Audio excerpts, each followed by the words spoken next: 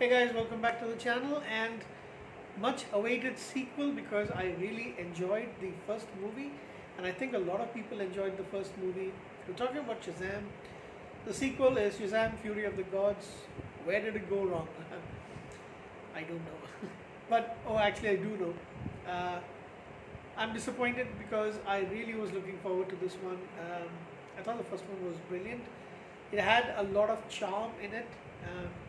The second one, I'm going to tell this, they tried to, there's nothing new in it. It's basically a rehash of the same thing. It's these, I mean, in this case, it's gods, as they call them, who are looking for the staff and they want the power. They want to steal the power from these guys, the magic, as they call it. And it's pretty much the same as the first movie. Why did they not go for something else? It's all contained within the city, Philadelphia, and seems like such a big event like this. They would have had some other superheroes coming in. What were they doing? Were they on vacation? I do not know. Yeah, man, it's pretty black, to be honest.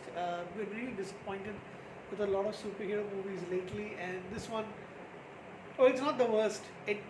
I wouldn't say it's actually too bad. It was still fun in places, but overall.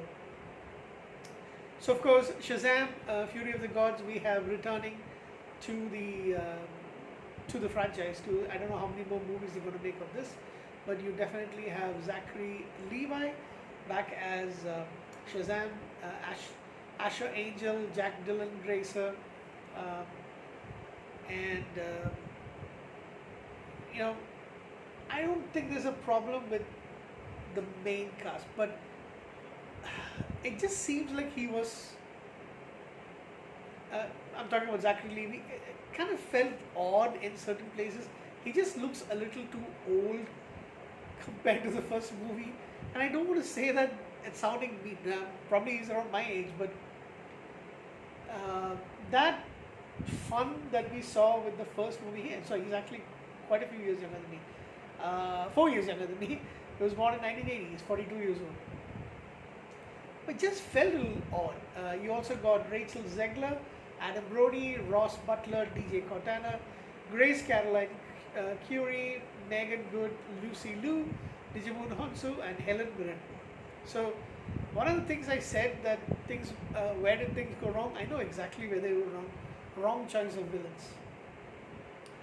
And I'm saying this as a person who's a big admirer of Helen Mirren, but wrong choice for villains. Lucy Liu was terrible. Her dialogues were atrocious. The way she was saying them was like, I don't know, like a porn star actually trying to be in a serious movie. But yeah, for me, she was the weakest part. I couldn't believe. To be honest, I couldn't believe they actually put her in this role. Not that a woman couldn't be the villain. I'm not saying that, but I'm just saying that it was really a bad choice in terms of the villain for this movie. These two of them, both of them, Helen Mirren and Lucy Liu.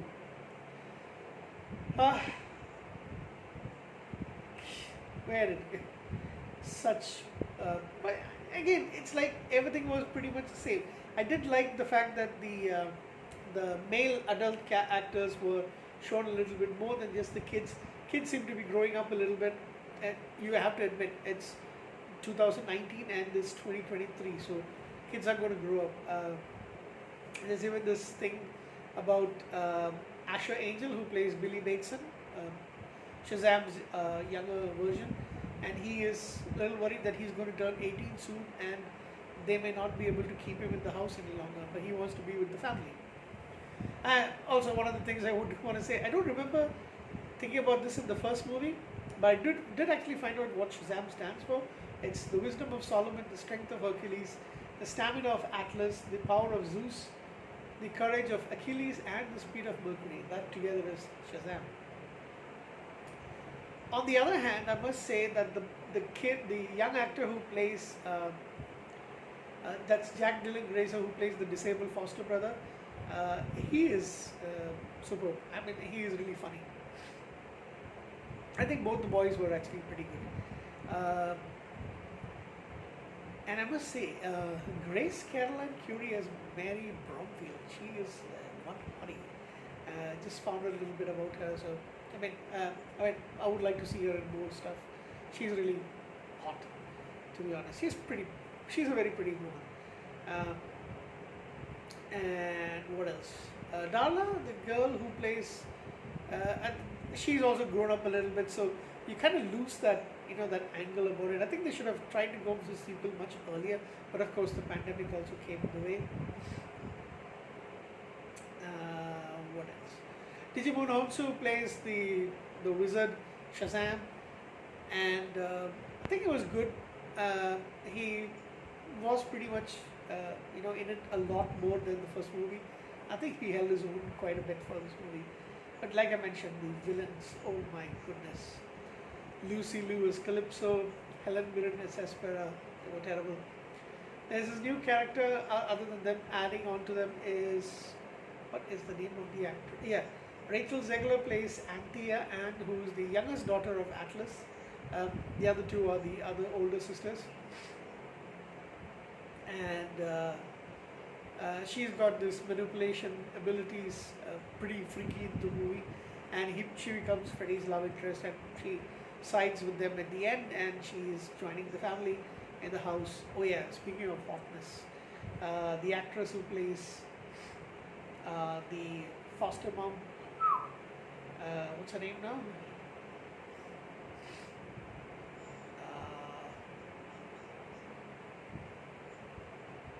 Martha Millins. Wow. I've seen her in one series as well. Really like her. Coop Andrews plays the foster father, and they did a pretty good job.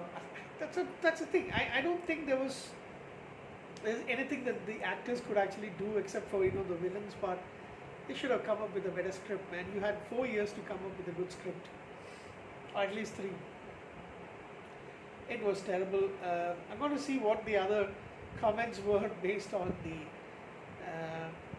It says more unfocused and less satisfying than the predecessor. Less of the silly charm to save the day.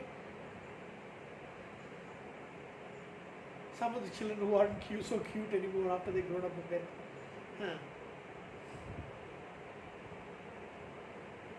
But to be honest, between the first movie and the second movie, even though the actors have seemed to be older, the plot line hasn't moved much. It doesn't feel like it's been several years or at least a couple of years. It just seems like we picked up a few weeks after the events of the first movie.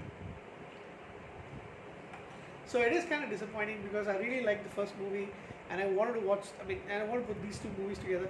I'm kind of rooting for DC right now. I want them to do well. TV shows seem to be all closing down. But, it is what it is. Special effects are fine. Love the fact that Gal Gadot has a cameo in the movie. I will give this movie a... To be honest, I want to give it a 5 out of 10. But then that means I would never watch it again. To be honest, no, I will definitely watch it again. But yeah, I think... Okay, I'll give it a 6 out of 10. A 6 that I really want to watch again, but it's going to take a while before I actually get to this movie. First one, so much better. Thanks guys. 6 out of 10 for me.